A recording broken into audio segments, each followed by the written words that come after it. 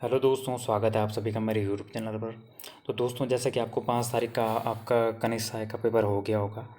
तो ठीक है, इस बार का जो पेपर था ये क्लर्क का, तो ये जितने भी पेपर हुए हैं अभी तक उसमें से जो है काफ़ी हार्ड लेवल का पेपर था। इसमें जो है प्रत्येक सेक्शन, यानी चाहे वो हिंदी हो या वो जीएस हो या उत्तराखंड हो, तो उत्तराखंड के भी कुछ क्वेश्चन जो है हाई लेवल के इसमें थे। ठीक है, तो ऑल ओवर जो है पेपर का जो हर सेक्शन था, जैसे कि आज तक जो पेपर होते आए हैं तो उसमें क्या होता था कि जैसे किसी पेपर में थोड़ा हिंदी टफ पूछ दी तो उसमें थोड़ा उत्तराखंड नॉर्मल पूछ दी, या फिर जीएस भी नॉर्मल पूछ दी, कोई 2 सेक्शन नॉर्मल पूछ के कोई एक सेक्शन जो है टफ पूछ लिया जाता था। ठीक है, तो ये पहला पेपर था जो आई थिंक मुझे भी ये बहुत काफ़ी अच्छे लेवल का पेपर था। ठीक है, क्योंकि इस पेपर में ये है कि प्रत्येक सेक्शन के जितने भी क्वेश्चन हैं वो क्वेश्चन सारे के सारे लगभग अच्छे लेवल के थे। कुछ क्वेश्चन इसमें बेसिक रखे गए थे, और इसमें जो क्वेश्चन थे दोस्तों, वो क्वेश्चन आपको डायरेक्ट नहीं मिलेंगे। ठीक है, जैसे कि आपने परीक्षा, जैसे कि आपने लूसेंट में कोई चीज़ पढ़ दी तो एकदम डायरेक्ट नहीं आया था। ठीक है, डायरेक्ट वहाँ से कुछ कुछ क्वेश्चन आए थे डायरेक्ट, लेकिन कुछ क्वेश्चन जो है थोड़ा घुमा के पूछ गए। जैसे ये क्वेश्चन इसमें सकारी वाला, तो सकारी वाला भी यहाँ पे जो है थोड़ा आपको, जैसे इसमें आपको कॉन्सेप्ट लगाने की बात थी कि जो विक्रमादित्य था इसने शकों को हराया था, उसके बाद इसको सकारी की उपाधि, तो ऐसे ही अब जो है थोड़ा दिमाग लगाने वाले क्वेश्चन इस बार काफ़ी थे, डायरेक्ट क्वेश्चन नहीं थे। ठीक है, जैसे मदद ए माश है, तो मदद ए माश अगर इसका आंसर मैंने लूसेंट में पढ़ा है, लूसेंट में मदद ए माश दिया है, तो आई थिंक ये इसका आंसर हो जाएगा। ठीक है, तो ऐसे क्वेश्चन थे। थोड़ा डीप लेवल का पेपर था, प्रत्येक सेक्शन इसमें जो है डीप लेवल का था। ठीक है, जैसे कि ये है, तो ये तो आई थिंक लूसेंट में आपको मिलेगा नहीं, ये आपको थोड़ी ऑथेंटिक बुक पढ़ोगे राइटर की तो उसमें आपको मिल जाएगा। ठीक है, तो ऑल ओवर पेपर थोड़ा अच्छे लेवल का था, इसलिए अगर पेपर थोड़ा अच्छे लेवल का था तो मेरिट इसकी थोड़ा लो हो जाएगी। ठीक है, मेरिट इसकी लो हो जाएगी। जहाँ तक अभी तक के जो पेपर होते थे उनकी मेरिट जो है 78 to 85 या 80 तक जाती थी, तो इसकी मेरिट ऐसी कुछ भी नहीं जाएगी। ठीक है, इसकी मेरिट ठीक ठीक जाएगी। इसकी इसमें आई थिंक अगर जनरल का, ठीक है, आई थिंक 60 प्लस में, तो आई थिंक टाइपिंग में आ जाना चाहिए। टाइपिंग क्या आई थिंक फाइनल भी हो सकता है 60 प्लस में। ठीक है, जनरल का तो जो भी जनरल के कैंडिडेट हैं, आई थिंक मैंने इसमें जो है पोस्ट वगैरह तो देखी नहीं है, पोस्ट वगैरह देख के फिर एक वीडियो बनाऊंगा कि कितना आपका सेफ रहेगा। पर अभी मेरे हिसाब से इसमें जो है अगर जनरल 58 प्लस भी है तो आई थिंक टाइपिंग में तो नाम आ ही जाएगा। ठीक है, क्योंकि पेपर का लेवल अच्छा था, मेरिट इसकी काफ़ी डाउन जाएगी। ठीक है, अब डिपेंड करता है कि इसमें परफॉर्मेंस कितना दिया है बच्चों ने। ठीक है, तो दोस्तों ये पेपर तो आपको हो चुका है, और ये पेपर जो है ये पेपर थोड़ा टफ इसलिए भी था क्योंकि ये आयोग का अपना सिलेबस था। ठीक है, अब तक के आपके जितने भी पेपर हुए हैं, चाहे वो पुलिस का हुआ हो, वो पटवारी का हुआ हो, आपके 2 ही पेपर हुए हैं अभी।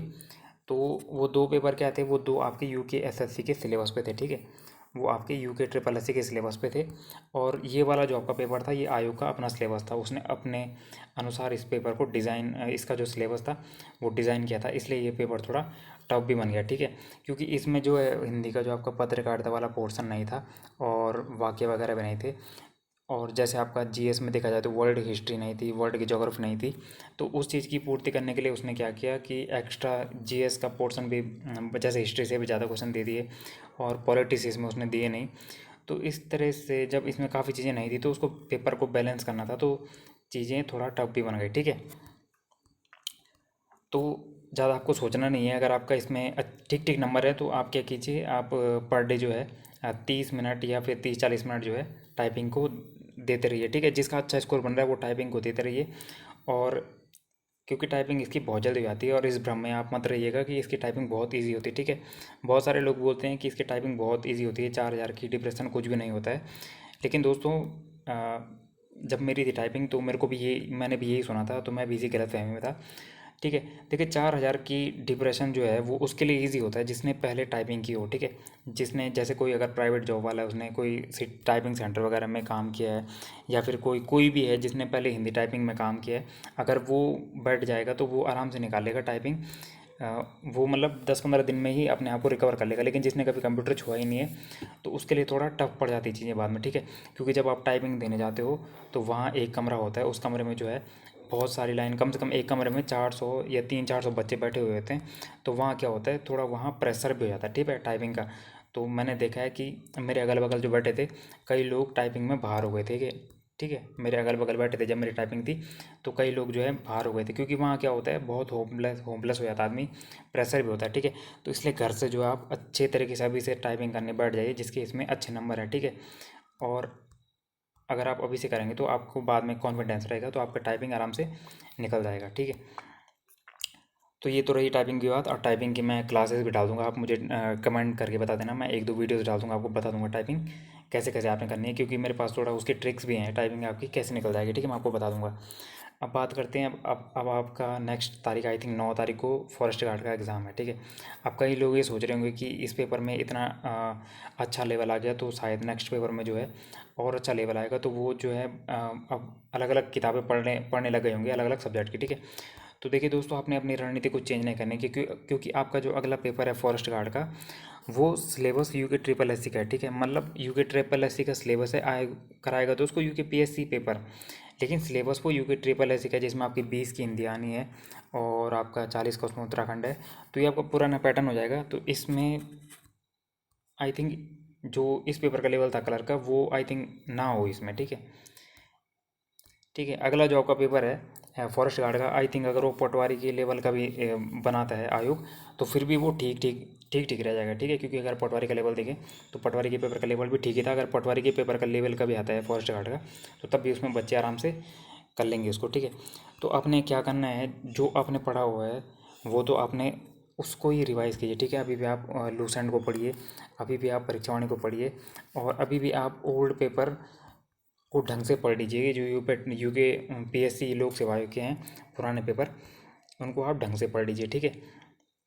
क्योंकि अभी आपके पास 1 महीना है, और यहाँ पे आप ये बेवकूफ़ मत करना कि आप अपनी रणनीति चेंज कर रहे हो। आप अपनी गलतियाँ देखिए, आपने कहाँ गलती की है, आपने पढ़ा हुआ क्वेश्चन गलत किया है, कि आप कहीं पे फंस गए थे 2 ऑप्शनों में, तो आपको अपनी गलतियाँ देखनी, ठीक है। रही बात, इसमें थोड़ा मैथ्स आ गई थी, ठीक है, मेरे को भी उम्मीद नहीं थी इसमें मैथ्स आएगी, थोड़ा मैथ्स आ गई इसमें, और अगले वाले में तो नहीं आएगी आपकी मैथ्स, आई थिंक उसमें नहीं आनी चाहिए फॉरेस्ट गार्ड में, ठीक है। तो इसमें जो है मैथ्स भी आ गई थी, तो काफ़ी थोड़ा टफ लेवल का था, इसलिए मेरिट्स की डाउन जाएगी, ठीक है। अगले पेपर के लिए आप अपनी रणनीति को ज़्यादा चेंज मत करिए, आप नई नई बुकों के पीछे जहाँ मत भागिए, ठीक है, क्योंकि एक ही महीना है, बैक टू बैक एग्ज़ाम्स है, मत भागिए नई बुकों के पीछे, ठीक है। आप क्या कर सकते हैं, अगर आपको बुक लेनी है तो आप कोई ऐसी बुक ले लीजिए जिसमें अदर स्टेट सभी स्टेट्स के प्रीवियस ईयर क्वेश्चन पेपर आपको मिल जाए, उससे ज़्यादा आपको कुछ लेने की ज़रूरत नहीं है, ठीक है। करंट आप देख ही रहेंगे, 2-3 महीने पीछे का ही पूछ रहा है, इस वाले में फरवरी के महीने का बहुत करंट पूछा था। तो करंट आप 2-3 महीने का नेशनल इंटरनेशनल और उत्तराखंड एकदम अच्छे से तैयार करके जाइए, ठीक है। उत्तराखंड के मामले में आप उत्तराखंड का जो बजट है उसको देख के जाइए, इंडिया का जो बजट है उसको देख के जाइए, और इकोनॉमिक सर्वे जो आंकड़े आयोग लगातार पूछ रहा है, तो आंकड़े आप देख के जाइए पेपर में, ठीक है। तो दोस्तों यही थी, आप अपनी रणनीति को ज़्यादा चेंज मत करिए, आप नई नई किताबों के पीछे मत भागिए, जो आप पढ़ रहे हैं उनको पढ़िए।